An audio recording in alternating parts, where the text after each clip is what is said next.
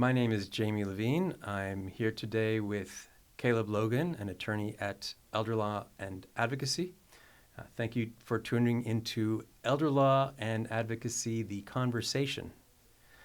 Today we're going to be talking about case law that was decided in 2025 that affects our clients and the community in general. So Caleb works on a lot of legislative initiatives in California, and actually the organization is part of the California Low Income Consumer Coalition, which specifically works on consumer or laws that are related to consumers in order to protect consumers. So why don't we start with that? Just introduce a little bit about CLICC and about the work that you've been doing. So the California Low Income Consumer Coalition, CLICC, as you call it, it is a coalition of nonprofits like us, and we are not funded by the Legal Services Corporation, which gives us a little more leeway in how we gear our advocacy efforts. And so with this organization, CLICC, we are able to propose legislation, and we also have other community partners across California that are also proposing their own legislation, and we get together and discuss what ideas we think should be put forward. And even if one of our ideas isn't necessarily chosen when we all get together and decide on which proposals should get that support, we are able to still pave our own way, go with what we ourselves think would be impactful that year and might have a good chance of success as well. And then identifying a legislative author, going through the drafting process until a bill will hopefully get signed by the governor. Okay.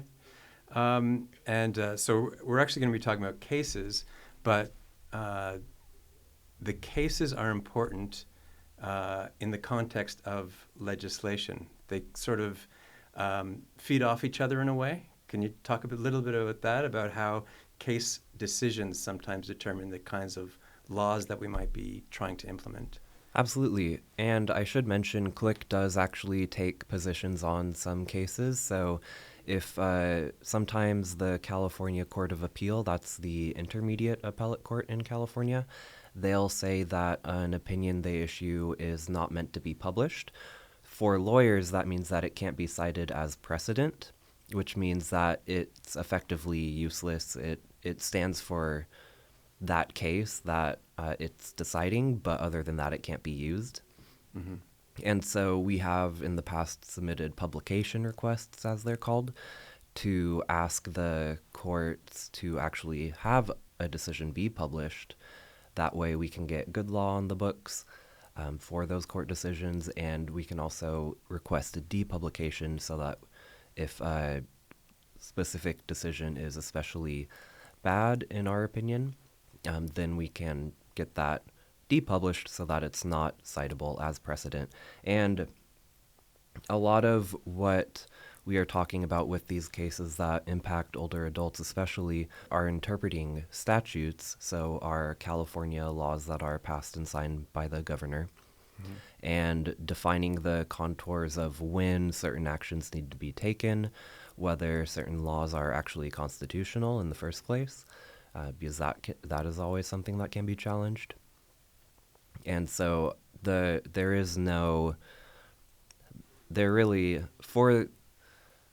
I can't say this entirely because there are some court doctrines that are not codified in a statute, but generally the bulk of case law is built up by the statutes that they are interpreting.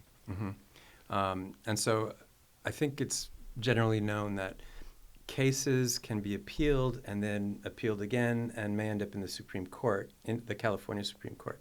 Mm-hmm. What happens with laws when someone's challenging a law? Like, how would that process work? When someone challenges a law, it would start out in the trial court. That's what we call the bottom level court. So for California, that is our superior court. If we're looking at it through a federal lens, that would be the federal district court. So for us in San Diego, that's the Southern District of California. And they have a branch in San Diego. They have another branch in El Centro. And so you start in the trial court, you file your complaint asserting that a law is unconstitutional perhaps, or maybe it violates something else. One of the cases we'll be talking about today was a federal constitutional challenge, but it was filed in state court because different courts can handle different types of issues, but California courts and state courts generally have very broad jurisdiction defining what they can handle. So that's why a federal issue ends up in state court sometimes. And then if the person who wins or loses at the trial court wants to appeal that decision, then they can head to the Court of Appeal. That is what California, again, calls its intermediate appellate courts, as I mentioned earlier. For the federal side of things, we have the Court of Appeals. Notice the difference. The California is Court of Appeal, no S at the end. Federally, it's the Court of Appeals, and that's the Ninth Circuit that controls California. And then if you don't like a decision, at that point you can appeal to the California Supreme Court for state cases or the United States Supreme Court for federal cases. And I should mention that for federal issues, if those are being decided in state court, since state courts don't have the final say on federal law, at that point, a decision of the California Supreme Court on an issue of federal law could perhaps be appealed to the United States Supreme Court. Okay. So let's jump into the cases that we're going to discuss today. We have 4 cases that we are going to discuss. They're pretty wide-ranging. The first one is Holland versus Silver Screen Healthcare, Inc., which relates to arbitration in the context of nursing homes. Can you first describe what arbitration is and how lawyers regard it? Is this something that we like to see, don't like to see? What do we advise people when it comes to arbitration clauses? Arbitration, for people in our position, we generally disfavor them. So if you think of all the courts I just mentioned, we have our courts, and then we also have arbitrators, which are private judges, essentially. The 2 biggest arbitration organizations are probably the AAA and JAMS. I can't tell you what they stand for because I've never gotten that far, actually. I believe AAA is just the American Arbitration Association, though. And what those arbitrators do is evaluate a case just like a court would, but they have much less formal rules. So in court, we have a formal process of what's called discovery and obtaining documents from one side, taking depositions, things like that. As I was saying, in court, we have a formal discovery process. In arbitration, the discovery process is much less formal. So, for example, some cases might let you have only one deposition, and it might not be for as much time either. Document requests might be essentially left up to the arbitrator what they feel is appropriate. So for that reason, because it is so much less formal, consumer groups generally disfavor arbitration. It can still be good because the lack of formality allows an arbitrator some leeway. As long as they're applying the law properly, then their award can't be challenged in court after the fact, which means that their decision is generally final. But they can introduce more of a practical aspect to decisions that courts don't typically have. And since consumer groups don't like the arbitration system, it can also be said that businesses generally would prefer to be in arbitration.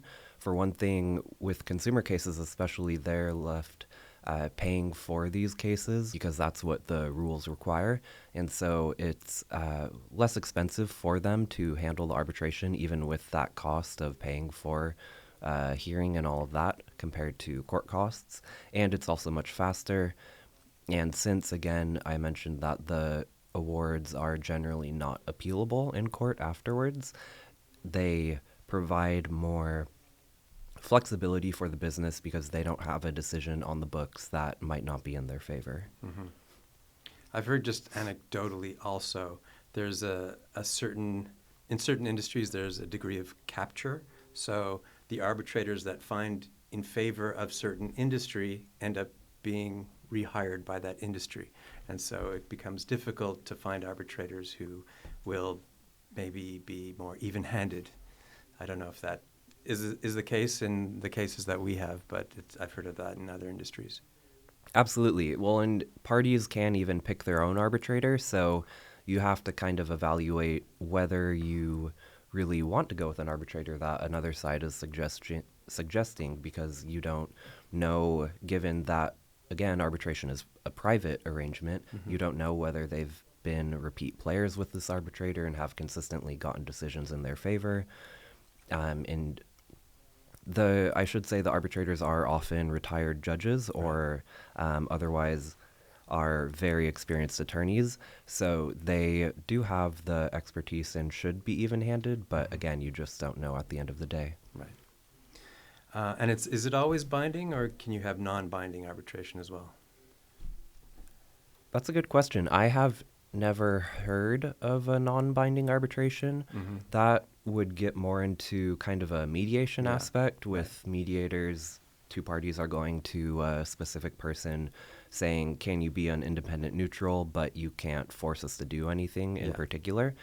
With arbitration, at least as far as I know, they're always issuing a binding award at the end of the day. Yeah, I believe that's the case.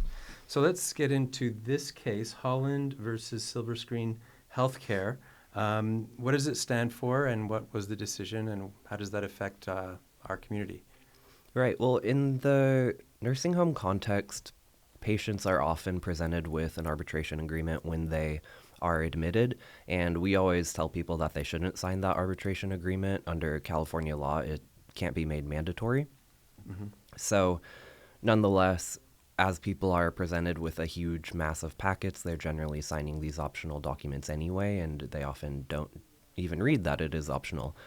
So, the issue with this case in particular was that in 2010, a California case called Ruiz versus Podolsky said that certain wrongful death claims that are targeting medical malpractice have to be arbitrated. And so some context I think would be helpful here. Wrongful death claims are brought by a person's family generally after they are wrongfully, I don't want to say killed, but they die wrongfully due to someone else's actions. Right. And so normally in a court case, you can't be forced to arbitrate a claim that you never even agreed to arbitrate in the first place. In the nursing home context, of course, we have the patient who is the one signing the agreement. It's not their family who is signing the agreement. So why should the family be forced to arbitrate a wrongful death claim when it's the family member's own personal claim? It's not what's called you can call it a successor in interest claim. So any claims that maybe a deceased patient has could go to their successor in interest or their heirs at law. So it's different than that because this is a claim personal to the family member. And the issue was in Holland whether this case, Ruiz versus Podolsky, that said that wrongful death claims do need to be arbitrated for medical malpractice, whether that applies in the nursing home context with neglect claims, which are a variant of elder physical abuse claims. What was the decision in the Holland case, and what does it mean for our clients? In this case, the court ultimately decided that that 2010 case did not apply. So in other words, for claims that don't target medically, or I should say negligently performed medical services, but rather the failure to provide necessary services as someone is in custodial care. So custodial care meaning like a nursing home context where they are taking care of the patient by virtue of not just their medical needs, but also the fact that they are living in the facility. In that context, the arbitration agreement signed by a patient or a resident does not bind their family members who are bringing a wrongful death claim. And so that means that the family members can remain in court. That seems very fair. But the decision, I think you said the decision was limited. There was some restrictions in terms of how it could be applied. Right. It's kind of hard to know exactly. I think more time will tell as we get more court decisions building off of this opinion, because with neglect cases, I can even say the Elder Abuse and Dependent Adult Civil Protection Act, which defines neglect, says that neglect is the negligent, that's a quote, the negligent failure of a care custodian to carry out their duties. So how do we square that use of the term negligence in the neglect law's own language with medical malpractice being focused on a professional's negligence? It seems to me like it's the same standard, and that the California Supreme Court didn't really address that issue. And so it remains to be seen how strongly of a difference we're going to be categorizing these claims of, well, was it a negligently performed medical service, or was it just a failure related to their operation as a care custodian? Okay, so we're going to have to see what happens with upcoming cases in terms of those lawsuits. Yes, absolutely. All right, let's move on to the second case, that is taking offense versus State of California, which relates to the LGBTQ long-term care residents Bill of Rights. Can you first tell us what that is? What is that Bill of Rights? And then what was this lawsuit about? Right. Well, the Bill of Rights is actually several laws that are aimed at protecting the dignity of the LGBT community in the long-term care setting. So one aspect of that was preventing employees of a nursing home from repeatedly and willfully failing to use a resident's preferred pronouns or their preferred name. In other words, more colloquially, we would refer to that as dead naming or misgendering a patient. And that law actually it's fairly limited. It only kicks in when the employee has been informed of the patient's preferences. So we have a couple limitations: that willful and repeated nature of it, as well as the needing to be notified. It seems like that would be harassment. Is that kind of similar to if an employee of one of these facilities was purposely using the wrong pronoun in order to harass, intimidate? Is that harassment? Yes, I think that's exactly the key to this case, is that the court actually analogized the Bill of Rights to anti-discrimination laws like the Federal Civil Rights Act of 1964, which has Section 7. That's where we get our federal employment discrimination laws, as well as the California Fair Employment and Housing Act, which is another similar law.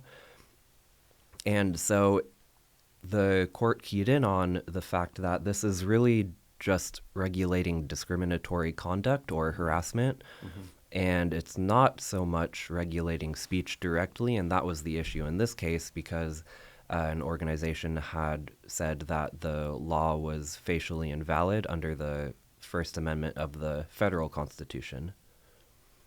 What does that mean, facially?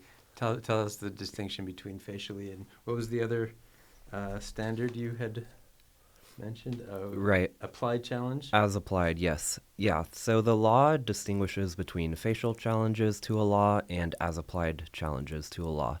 What that means is that, let's say, so this is the First Amendment context, the plaintiff could have said that the law violates the First Amendment in every context. That means that there's no situation where the First Amendment would, where this law would be valid under the First Amendment. An as-applied challenge says that this law violates the First Amendment as to this specific situation. So in other words, there might be other situations where the law does not violate the First Amendment, but only in this situation it's being targeted and would be invalid. And so because facial challenges are so much more broad, the courts are generally less favorable to them just because it essentially places a burden on the plaintiff to show that nowhere can this law be applied constitutionally. Right. And in this case, the residents who would be protected by this are particularly vulnerable because sometimes the employees are taking care of every need. And so having those employees harassing them would be a really sensitive situation for them. Right. As the court called the patients, they called them a captive audience, essentially, because they can't just get up and leave. They're in a nursing home for a specific reason. And so there's no way that they could get away. It's also a pretty minor burden on the employee themselves, just to use one pronoun or another, or use the person's actual name that they want to be called. Yeah, seems like a good decision. Mm-hmm. Moving on, Heron versus George S.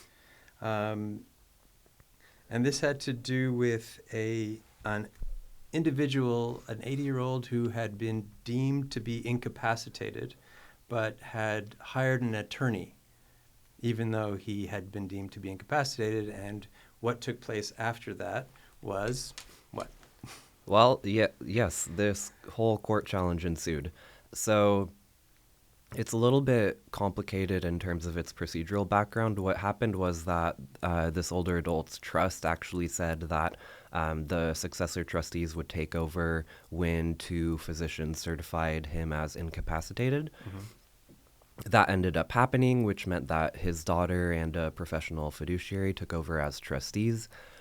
Then another daughter, it seems like there was some conflict in the family. So that's something we see a lot. Right, yes. And so when the trustee daughter was out of town, the other daughter actually brought an attorney to this man's home. And it's a little bit difficult to tell from the record what happened and how, because the attorney submitted a declaration under oath actually in the case that that this man, welcomed her into the home, had no problem with her being there, seemed to have capacity as far as she could tell. But then when the trustee sister comes back from being out of town, she is presented with this request for a $100,000 retainer for the attorney, at which point the daughter files a request for an elder abuse restraining order. That ends up being granted against the attorney, so trustees are able to file for an elder abuse restraining order protecting the person who made a trust, known as the settlor or truster. And the court never actually decided whether the older adult had capacity or not. And so that was really the issue that the Court of Appeal in this decision was looking at. Mm-hmm. It's complicated. So it would be, if this individual, if it was a situation where he was conserved, if he was a conservatee, that would be a different situation, right? I mean, yes, because under California law, and I imagine other states are much the same, conserved individuals cannot actually contract. They are legally deemed to not have the capacity to contract. Mm-hmm. And so one of the things that the attorney was arguing on appeal is that, well, the probate code requires that we presume people do have capacity.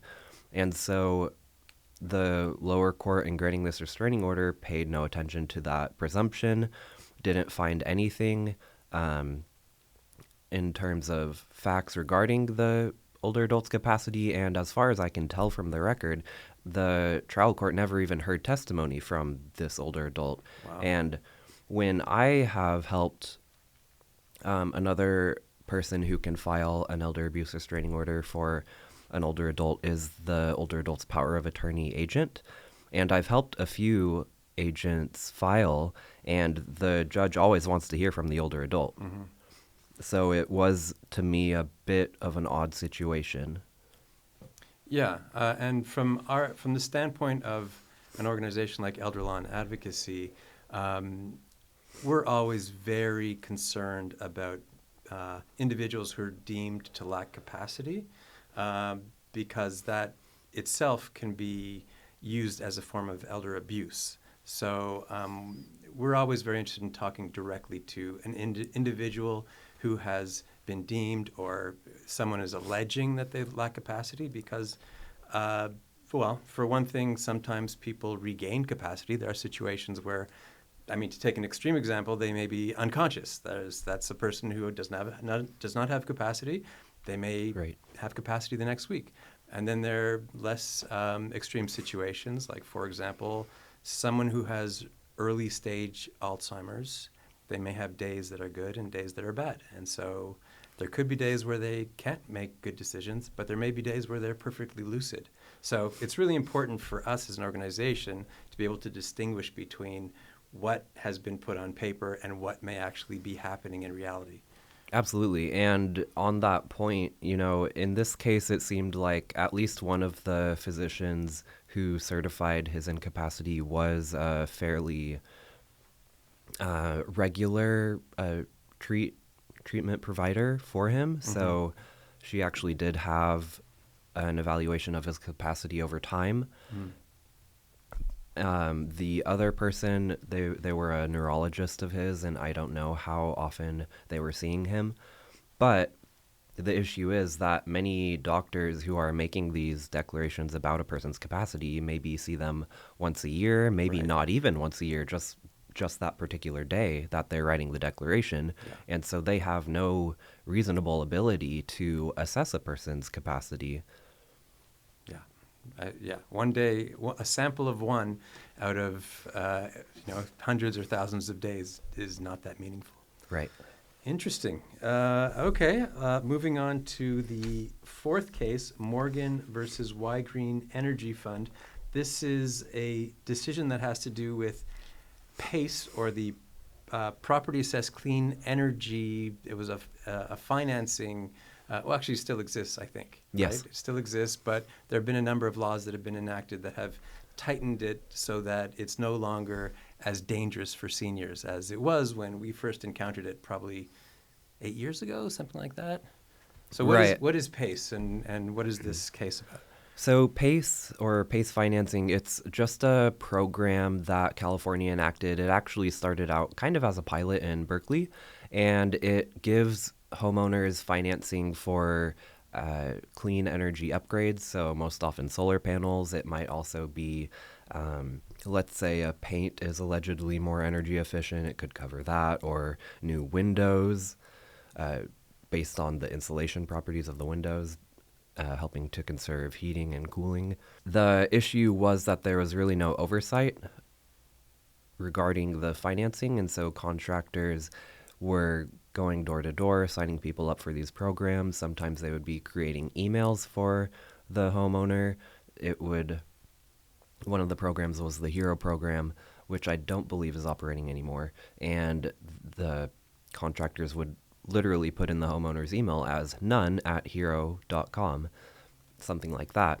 So very obvious, especially for the older adults, that they are being defrauded into these contracts. They aren't given an opportunity to read the contract and understand what's in there.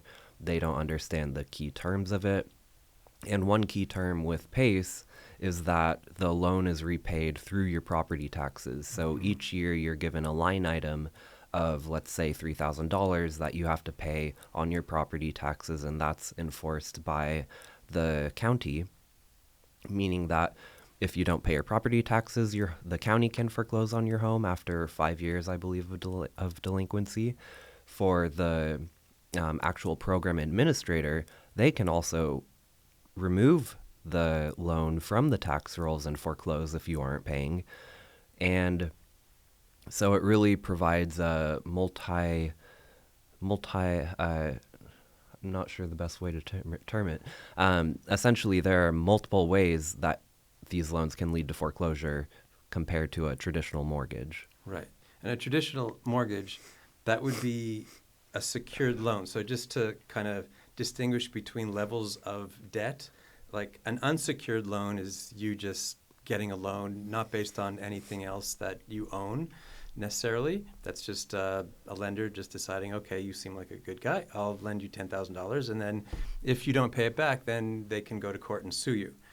A Right. secured loan is kind of the next level where you have an asset, usually like a house, and that's what a mortgage is. So the mortgage is attached to your home, and if you don't pay your mortgage payments, that lender can then make a claim against your home. They have a direct claim on it because it's secured by that home. And then this is way beyond that because it becomes part of your taxes. It's actually on your tax bill, which makes it a much more, I would say, diabolical way of targeting people because, well, for one, what you just mentioned, they usually don't even understand how it works when they get into it. But also, there are all these enforcement mechanisms that the lender doesn't necessarily even have to activate it because it's on your tax bill. The lender's already been paid. Is that how it works? Like, where's the money? Who is indebted, and where's the money having to be paid back, and who's making the claim? So the lender isn't paid, although the contractor is paid in full for Contractor. whatever their work is.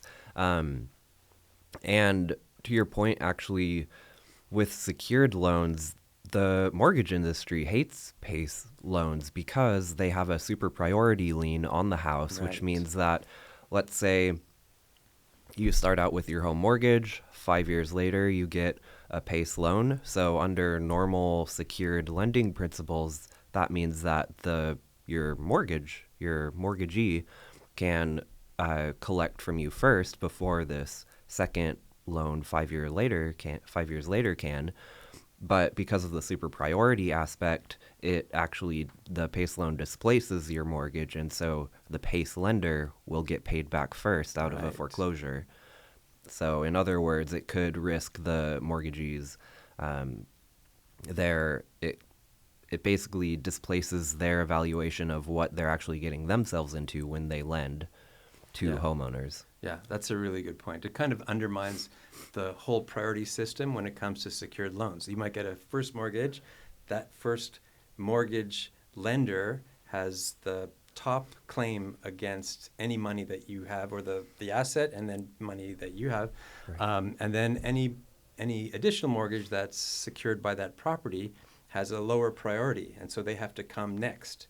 But this PACE loan just kind of leapfrogs it, and it's actually very unfair to the lenders because they have certain costs, and they've done an assessment in terms of what they're willing to loan and what the risk is of default and what the risk is of them not getting paid back. And if you just like stick in this super priority loan, that just undermines the whole system that we have in place. Right, and especially when those super priority loans are inflated, which they often were because the administrators of the program were giving so little oversight that the contractors can sign up a homeowner for whatever upgrade they need and essentially charge whatever they want as long as it meets a certain range that is set by the administrator. So they can always charge as much as they want Right. as long as they're within that range. Yeah. So it led to all kinds of abuse. That's pretty much, it's a predatory lending scheme, essentially. That's what it originated as, or at least that's how it was kind of used by contractors at the time. And there have been a number of legislative initiatives that have addressed a lot of those deficiencies. What about this case in particular? What was the finding in Morgan versus Y Green Energy Fund? So as we have talked about, the PACE loans are repaid through property taxes. That raises the question of whether if a homeowner normally wants to challenge the validity of a tax, they would have to go through the county board of equalization. So in San Diego County, it's actually the board of supervisors that functions as the board of equalization in the needed circumstances. So the homeowner would be filing a claim against the board of equalization, and then if that claim is denied, then the homeowner would have to go to court and actually sue for a refund of the tax after paying it, something like that. But here, it's not properly called a property tax. Yes, it is a name, but realistically, it's just a loan. Mm-hmm.